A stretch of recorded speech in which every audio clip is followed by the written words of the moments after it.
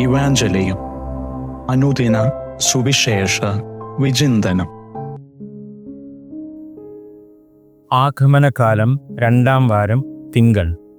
നാം വായിച്ചു കേൾക്കുന്ന സുവിശേഷ ഭാഗം വിശുദ്ധ ലൂക്കായുടെ സുവിശേഷം 1-ാം അധ്യായം 26 മുതൽ 38 വരെയുള്ള തിരുവചന ഭാഗമാണ്. ഗബ്രിയേൽ ദൂതൻ കന്യകയായ പരിശുദ്ധ കന്യകാമറിയത്തിൻ്റെ അടുത്തെത്തി ദൈവികമായ സദ്വാർത്ത അറിയിക്കുന്ന ഭാഗമാണ് നാം ഈ സുവിശേഷത്തിലൂടെ കാണുക. ദൈവികമായ സാന്നിധ്യം പരിശുദ്ധ അമ്മയുടെ ജീവിതത്തിൽ വലിയ മാറ്റം ഉണ്ടാക്കുന്നത് ഈ സുവിശേഷ ഭാഗത്തിലൂടെ നമുക്ക് കാണുവാൻ സാധിക്കും.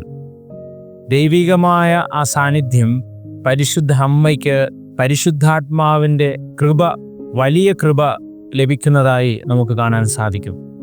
സുവിശേഷത്തിൻ്റെ അവസാന ഭാഗത്ത് പറയുന്നുണ്ട്, ഇതാ കർത്താവിൻ്റെ ദാസി, നിന്റെ വാക്ക് എന്നിൽ നിറവേറട്ടെ. പരിശുദ്ധ അമ്മ തൻ്റെ ജീവിതം കർത്താവിൻ്റെ മുമ്പിൽ അടിയറവ് വെക്കുകയാണ്. പൂർണ്ണമായും തൻ്റെ തമ്പുരാൻ്റെ മുമ്പിൽ അടിയറ വെച്ചുകൊണ്ട് എൻ്റെ ഇഷ്ടമല്ല, ദൈവത്തിൻ്റെ ഇഷ്ടം നിറവേറട്ടെ എന്ന് പരിശുദ്ധ അമ്മ ആത്മധൈര്യത്തോടെ പരിശുദ്ധാത്മാവാൽ നിറഞ്ഞുകൊണ്ട് പ്രാർത്ഥിക്കുന്ന ഭാഗമാണ് നാം കാണുക.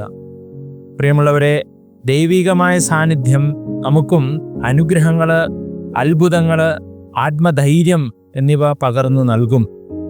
പരിശുദ്ധ അമ്മയുടെ ജീവിതത്തിൽ ദൈവികമായ ഇടപെടലുകൾ ഗബ്രിയേൽ ദൂതൻ വഴി ഉണ്ടാകുമ്പോൾ, ദൈവം അരുളി ചെയ്ത വാക്കുകൾ ഗബ്രിയേൽ ദൂതൻ പരിശുദ്ധ അമ്മയോട് പറയുമ്പോൾ ആദ്യമൊക്കെ സംഭ്രമവും ആകുലതകളൊക്കെ ജീവിതത്തിലേക്ക് കടന്നു വന്നെങ്കിലും, സംശയങ്ങളുണ്ടായിരുന്നെങ്കിലും, ഇത് തന്നോട് അരുളി ചെയ്യുന്നത് താൻ വിശ്വസിക്കുന്ന തൻ്റെ ദൈവമാണ് എന്ന ആ വലിയ സത്യം മനസ്സിലാക്കിക്കൊണ്ടാണ്. ദൈവത്തിന് അസാധ്യമായ യാതൊന്നുമില്ല എന്ന് പരിശുദ്ധ അമ്മയ്ക്ക് അടിയുറച്ച ബോധ്യമുണ്ടായിരുന്നു. ആ ബോധ്യത്തിൻ്റെ വെളിച്ചത്തിൽ പരിശുദ്ധ അമ്മ ഗബ്രിയേൽ ദൂതനോട് സംസാരിക്കുന്നു. അതിലൂടെ പരിശുദ്ധാത്മാവിൻ്റെ കൃപ ലഭിക്കുന്നു. പരിശുദ്ധാത്മാവിൻ്റെ കൃപ നിറഞ്ഞുകൊണ്ട് ഇനിയുള്ള ജീവിതം എൻ്റെ ദൈവം, എൻ്റെ തമ്പുരാൻ എന്നെ വഴി നടത്തിക്കൊള്ളും, എന്നെ എല്ലാ ശത്രുക്കളിൽ നിന്ന് എന്നെ സംരക്ഷിച്ചു കൊള്ളും എന്നുള്ള വലിയ ബോധ്യം പരിശുദ്ധ അമ്മയ്ക്കുണ്ടായിരുന്നു.